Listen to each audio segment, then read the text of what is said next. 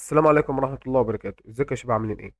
المرة اللي فاتت اتكلمنا عن الكونستراكتور وعرفنا فايدته ايه وبنستخدمه في ايه وبنعمله ازاي. كنا اتكلمنا قبل كده عن وان الكيان بيكون ليه بعض الخصائص وبعض المهام او الوظائف، وعرفنا الخصائص كانت عاملة ازاي وبنحددها ازاي. النهاردة هنعرف يعني ايه بعض الوظائف او بعض المهام الكيان ده ممكن يعملها. مبدئيا احنا ان شاء الله هنكمل باقي شرحنا على مثال موحد، الا وهو الحيوانات. امثله على الحيوانات، وده اشهر مثال طبعا او اشهر تطبيق ممكن ان احنا نطبق بيه على الاو او بي، لان الحقيقه بيفسر كل توبيك بشكل كويس جدا وبسيط. تمام. نفترض مثلا احنا عندنا كائن اسمه انيمال. جميل. طيب، عندي مجموعه خصائص زي مثلا عمره، int age. تمام. عندي مثلا زي آه، ال- الهايت بتاعه. تمام. وليكن الهايت.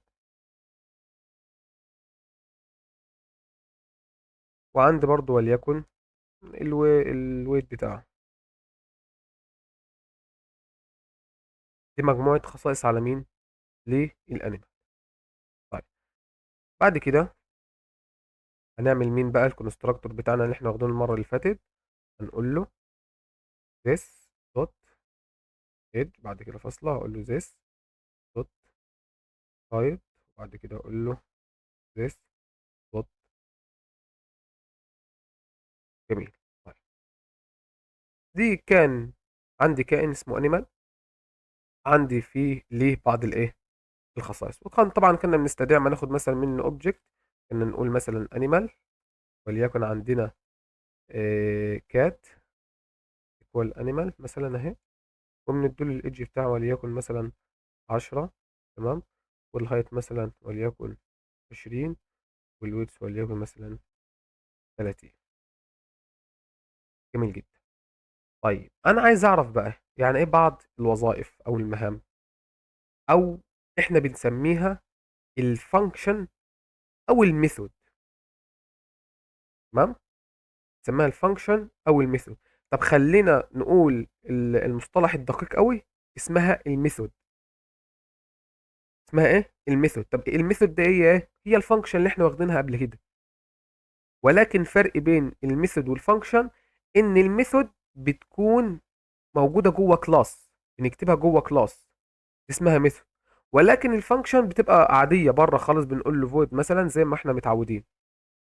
انما في الاول في الاخر هي نفس الشكل، نفس البيهيفير، نفس كل حاجه. جميل. طيب، خلي بالك الانيمال ده ممكن بيقوم باكشن معين او بعمليه معينه او وظيفه معينه، زي مثلا ان هو بياكل. اقول له void eat. الفانكشن طبعا زي ما احنا اتفقنا هقول له مثلا print مثلا eat مثلا eat مثلا. دي وظيفه بيعملها عادي، بياكل. يبقى انا عندي كائن اسمه انيمال. الكائن ده عنده مجموعه خصائص اللي اسمها اتريبيوت، بنسميها اتريبيوت، ومجموعه وظائف او مهام اللي اسمها مين؟ الميثود. طب الميثود دي اللي هي ايه؟ اللي هي الفانكشن اللي احنا خدناها قبل كده. جميل جدا. تمام. باجي مثلا هنا، وليكن انا عندي عايز بقى اقول له استدعي الميثود بتاعتي ده، اقول له الكات عندي دوت ايه؟ دوت ايت. هنا كده بستدعيه. عايز مثلا ممكن بعد كده لو جيت عملت ران كده، هنلاقي ان هو ايه؟ اشتغلت وطبعناها والدنيا تمام. يبقى انا عندي بالنسبه لي الميثود دي هي عباره عن وظيفه او اكشن او مهمه الكائن ده بيعملها او بتتعمل عليه. جميل. جميل جدا. يبقى ده بالنسبه لي لما اتكلمت في الاول قلت لك ان الكائن بيكون ليه بعد بعض الخصائص اللي هي الاتريبيوت، وليه بعض الوظائف زي مين اللي هي الميثود، زي مثلا ما احنا شفنا ايه قدامنا حاليا. تمام يا شباب؟ تمام. ان شاء الله الفيديو الجاي نكمل او ناخد اول مبدأ من المبادئ عندنا اللي هو مين؟ الانكابسوليشن. استناكم الفيديو الجاي، والسلام عليكم ورحمة الله وبركاته.